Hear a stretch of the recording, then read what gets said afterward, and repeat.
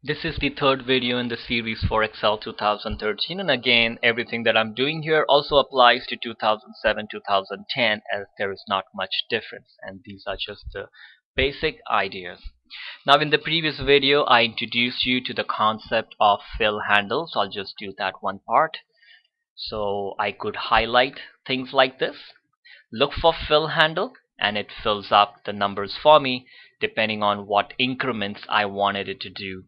And it also does with Monday. It fills up the days of the week and also the months and the quarters. Now that is a nice feature of fill handle, but I want to introduce you to a better reason why you want to use fill handle is for calculations. So in this cell A7, what I want to do is simple math. I want to add 1 plus 2 and I want to put the result here. And up here I would like to do 2 plus 4, that will be 6, and 3 plus 6, and on and on. So up here I'm going to do equal, take my mouse, click on A5 because I want to add whatever is in the cell A5.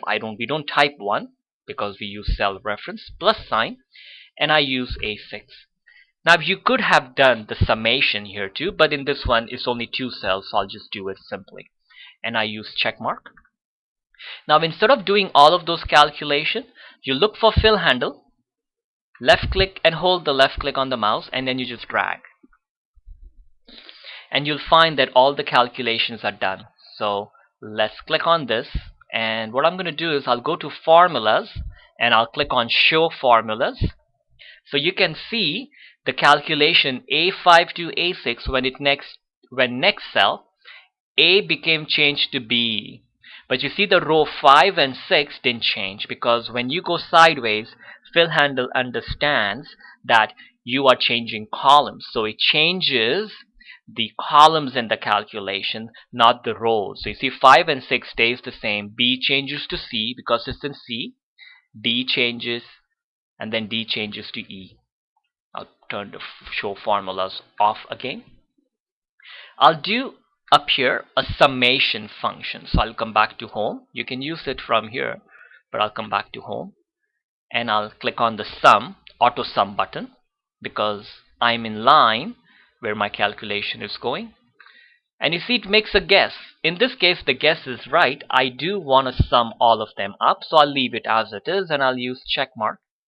Now I'll look for the fill handle and I'll copy it down, and now let's go back to formulas and then use show formulas, and I'll scroll sideways. So you see that whole sum calculation was copied down. However, when it changes the row in the calculation, when it went down, the 5 changes to 6 and the 6 changes to 7. So when you use fill handle down, it understands that you're going to the next row, so it will change the rows in the calculation and not the columns, because the columns G is the end and A is the first column. So this way, all I have to do is do the calculation one time and then just fill handle down. I'll press the show formula and I'll go sideways again. I'll do this step one more time. I'll click here. From the home, I click on auto sum, highlights everything, which is good. Now instead of using the fill handle like this, I can highlight it like that, and below the auto sum there is a fill button, and I can say go down. Now this only works for calculations. You cannot use it for these words. It only works when you have a calculation. So fill handle is very practical. Now what I've done is I've added a new sheet, and on this sheet I have an example. I'm going to increase the zoom a little. So this example will bring in all the things we've talked about from the first video together. So I've got an example here in which there are products, shirt, pant, jacket. There's a regular price and there is some discount on it. Certain dollar amount is to be removed. So I need to figure out what is my sale price. And there are 2 different types of taxes that I need to figure out. Say for example, there could only be one. And then I need to figure out what is the total. So sale price, which is equal, so you always have to do equal to do calculation. Now in your mind you should know the math part. So if I know sale price is equal to the regular price. So I click on the cell which has the regular price. I don't care that it is B2. You need to make sure you click on the cell and then minus discount, because you went in the store, the price is 55 and I need to remove $10 from it. So this is the calculation and I use the check mark and there it is, 45, which is right, and there's my formula. Now the tax, which is 4.5%. 4.5% of what? Of the sale price. So I'll click equal sale price multiplied by 4.5 and the percentage symbol, which is shift and 5. Or you could type 0.45, which is 4.5 divided by 100, which is I think 0.45. So you can type that too if you want. No, it will be 0.045 if you wanted to type it like that. Now I'll use check mark. So that is the tax which needs to be added to the sale price. The second tax is 3.5%. So I put equal sale price multiplied by 3.5%. And I use the check mark. And there it is. Now what is my total pay? My total pay is sale price plus the taxes. So I can just highlight it like this. And I can hit the auto sum. And there it is. If I click on this cell, it shows me that it does the calculation. Summation of D2 all the way up to F2. Now I highlight all of my calculations. And I can use the fill handle. You have to be careful here that you only highlight what you need to fill handle, because I don't want to highlight this, because these are my numbers. Somebody actually entered it. So if you do fill handle like that, numbers below it may start to change. So be careful here. Just highlight your calculations, look for fill handle and copy it all down. And there it is. I have all of my calculations done. I can highlight all my numbers, just the numbers, and I can hit this dollar sign. Now it will put a dollar symbol including the .00. You can click in this drop down button and you see there are different symbols like pound, euro, Chinese, French, and you can go to more and you'll find in the more button there are lots of other symbols. And then from the symbol here you can choose whatever kind you want. And there are many different symbols available. And you can also choose the decimal places. How many decimal places do you want? You can change the decimal places even from here using this symbol, increase or decrease. You ever change your mind about the symbols? You can just change this word accounting here back to general. We'll talk about this a little bit more again. So that's the dollar symbol. I'll use one more example. So you can actually pause the video and type these examples if you wanted to do this. I'll just increase the width here. So in this example, I've got some people who are working. So somebody worked 35 hours, 40 hours, and they are making $18 an hour, $20 an hour. So I need to figure out how much total pay they made. And there are some taxes that I need to figure out. And then I need to figure out how much money they're going to take home.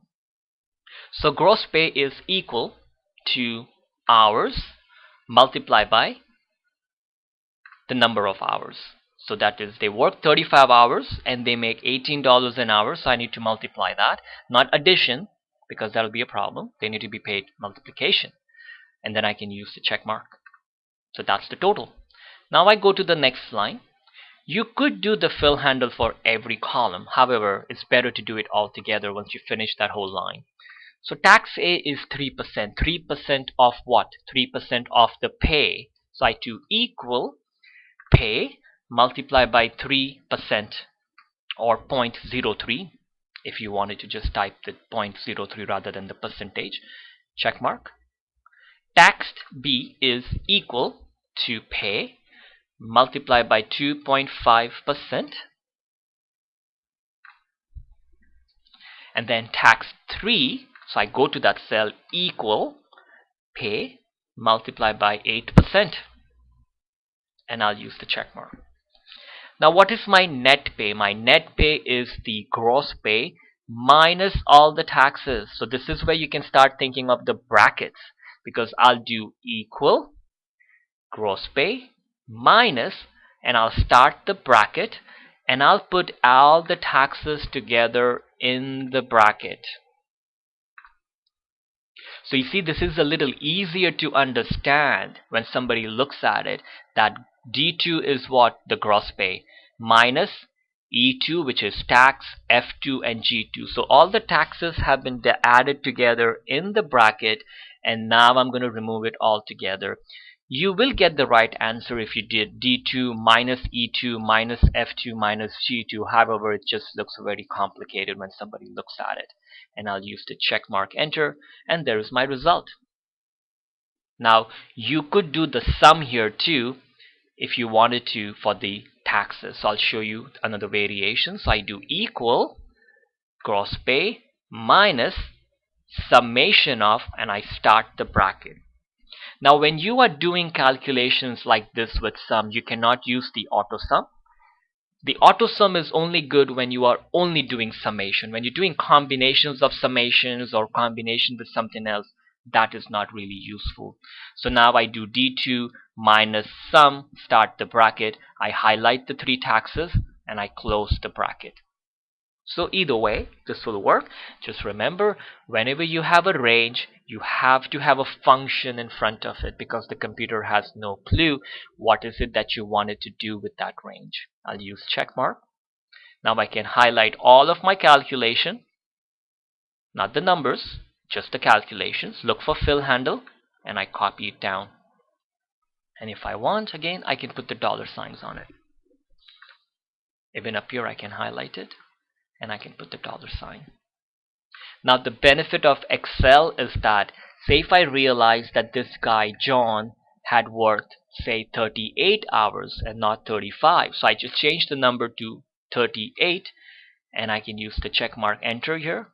As soon as I did that, you see all the other numbers changed, because all of these cells have the cells in their calculations, not the actual numbers. So anytime these numbers change, everybody else will start to change. So if I change this 20 to 21, and as soon as I hit enter, all these numbers will start to change. And there it is. And if I wanted to print any of my sheets, all of these are called sheets, I can go to File, and then I can choose Print. And then in the print, it shows me the print preview here in the corner, and I can choose to print. By default, it will only print the active sheet, and you can change this to print the entire workbook. Entire workbook means all the sheets. And you can also choose to print selection, because sometimes you don't want to print the whole sheet. You can just highlight a few rows or cells, and it will only print what you had selected. And you can choose how many copies you want here. So I can go back here. So if you had highlighted something and you go back to File and Print, you can choose to print only the selection, and you see it only shows me the two here on the right side. So that's it for this video. In the next video, we'll add some more things. Thanks for watching. And what I'm going to do is I'll go to Formulas, and I'll click on Show Formulas. So you can see the calculation A5 to A6 when next cell, A became changed to B. But you see the row 5 and 6 didn't change, because when you go sideways, fill handle understands that you are changing columns. So it changed 7. What I want to do is simple math. I want to add 1 plus 2, and I want to put the result here. And up here I would like to do 2 plus 4, that will be 6, and 3 plus 6, and on and on. So up here I'm going to do equal, take my mouse, click on A5, because I want to add whatever is in the cell A5. We don't type 1 because we use cell reference, plus sign, and I use fill handle, and it fills up the numbers for me depending on what increments I wanted it to do. And it also does with Monday, it fills up the days of the week and also the months and the quarters. Now that is a nice feature of fill handle, but I want to introduce you to a better reason why you want to use fill handle is for calculations. So in this cell A, this is the third video in the series for Excel 2013, and again everything that I'm doing here also applies to 2007-2010, as there is not much difference, and these are just the basic ideas. Now in the previous video I introduced you to the concept of fill handle, so I'll just do that one part. So I could highlight things like this, look for a fix. Now you could have done the summation here too, but in this one it's only 2 cells, so I'll just do it simply. And I use check mark. Now instead of doing all of those calculations, you look for fill handle, left click and hold the left click on the mouse, and then you just drag. And you'll find that all the calculations are done. So let's click on this.